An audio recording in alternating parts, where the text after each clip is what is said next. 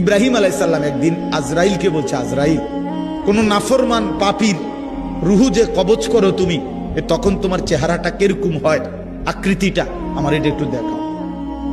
হযরত ইব্রাহিম আলাইহিস সালামকে আজরাইল বলছে, আল্লাহর কসম, হে নবী, আপনি সহ্য করতে পারতেন না, আপনি এটা দেখতে চাইেন না। ইব্রাহিম আলাইহিস সালাম বললেন, না, আমার একটু হলেও দেখাও।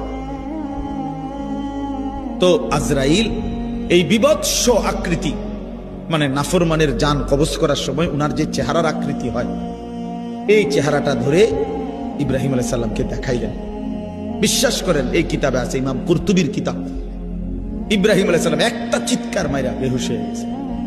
হুঁশ আসার পরে ইব্রাহিম আলাইহিস সালাম বললেন, আল্লাহর কসম, আয় আল্লাহ, মালিক আপনার কসম, কবরের আযাব, জাহান্নামের আযাব কোন নাফরমানের জন্য কিছুই লাগবে না, শুধু আজরাইলের এই ভয়ানক দৃশ্য জান কবজের সময় একবার দেখলেই তার সারা জিন্দেগীর নাফরমানির শাস্তির জন্য এটাই যথেষ্ট।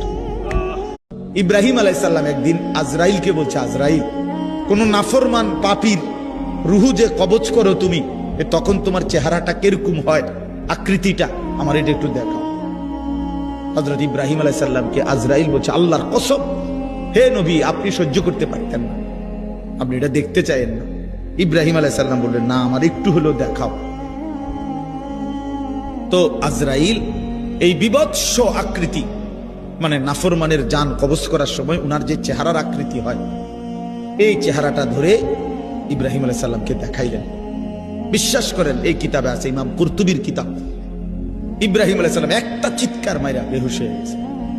হুঁশ আসার পরে ইব্রাহিম আলাইহিস সালাম বললেন, আল্লাহর কসম, আয় আল্লাহ, মালিক আপনার কসম, কবরের আযাব, জাহান্নামের আযাব কোন নাফরমানের জন্য কিছুই লাগবে না, শুধু আজরাইলের এই ভয়ানক দৃশ্য জান কবজের সময় একবার দেখলেই তার সারা জিন্দেগীর নাফরমানির শাস্তির জন্য এটাই যথেষ্ট।